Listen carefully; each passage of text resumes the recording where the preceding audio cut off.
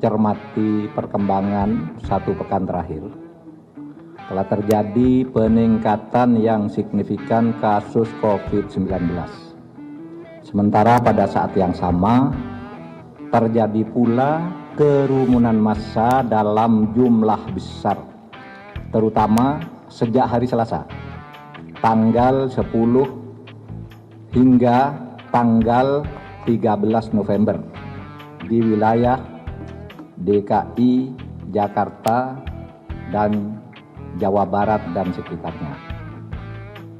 Pemerintah menyesalkan terjadinya pelanggaran protokol kesehatan pada pelaksanaan pesta pernikahan dan peringatan Maulid Nabi Muhammad SAW di Petamburan, Jakarta Pusat, di mana pemerintah sebenarnya telah memperingatkan Gubernur Provinsi Daerah Khusus Ibu Kota Jakarta untuk meminta penyelenggara agar mematuhi protokol kesehatan. Penegakan protokol kesehatan di ibu kota, sekali lagi, penegakan protokol kesehatan di ibu kota merupakan kewenangan pemerintah provinsi daerah khusus ibu kota Jakarta berdasar hierarki kewenangan dan peraturan perundang-undangan.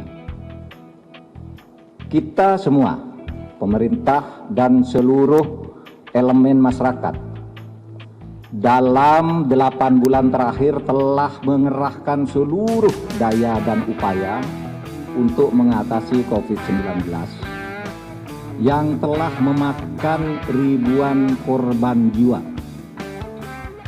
Ratusan tenaga kesehatan, baik dokter maupun perawat, telah menjadi pahlawan dari upaya kita berperang melawan COVID-19. Upaya-upaya ke arah itu telah menunjukkan hasil positif, di mana di tengah masyarakat telah tumbuh kesadaran untuk menjaga jarak, memakai masker, dan rajin mencuci tangan dengan sabun. Bahkan dari data di seluruh dunia, Indonesia termasuk yang sangat baik dalam angka kesembuhan dan jumlah penduduk yang terinfeksi COVID. Jauh di bawah rata-rata dunia, tapi kesembuhannya di atas rata-rata dunia, sehingga Indonesia dianggap oleh dunia sebagai yang baik.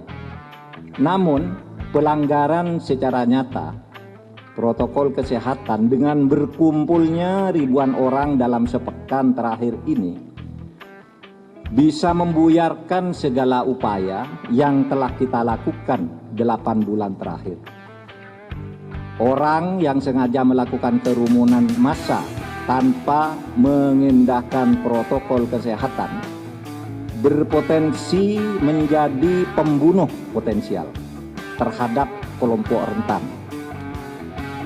Pemerintah mendengar dan mendapatkan banyak keluhan serta masukan dari berbagai kalangan, seperti dari para tokoh agama dan tokoh masyarakat, dari purnawirawan TNI dan Polri, dari dokter, dari relawan, serta kelompok-kelompok masyarakat sipil yang bergelut dengan perjuangan kemanusiaan dalam mengatasi COVID-19.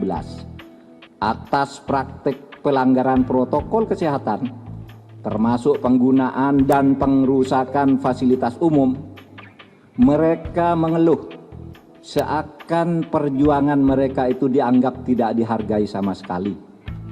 Bahkan mereka mengatakan negara tidak boleh kalah dan tidak boleh melakukan pembiaran terhadap aksi-aksi pelanggar aturan, pembangkangan, premanisme, dan pemaksaan kehendak, serta tindakan-tindakan lain yang dapat mengoyak persatuan dan kesatuan bangsa dan negara.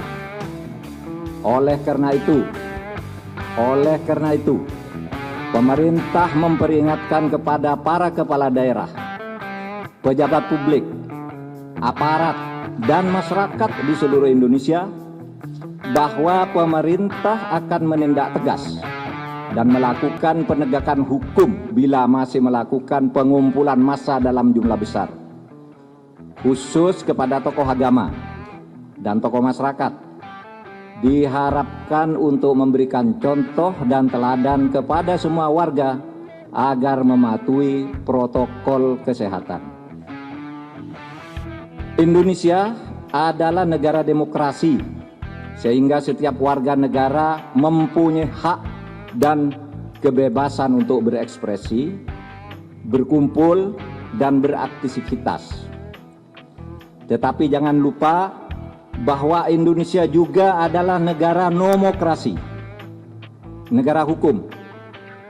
Penggunaan hak individu tidak boleh melanggar hak warga masyarakat lainnya, sehingga harus tetap dilakukan sesuai dengan aturan hukum agar kehidupan berbangsa dan bernegara berjalan aman, harmonis, tentram, dan damai.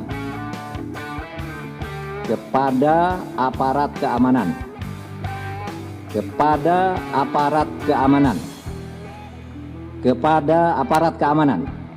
pemerintah meminta untuk tidak ragu dan bertindak tegas dalam memastikan protokol kesehatan dapat dipatuhi dengan baik.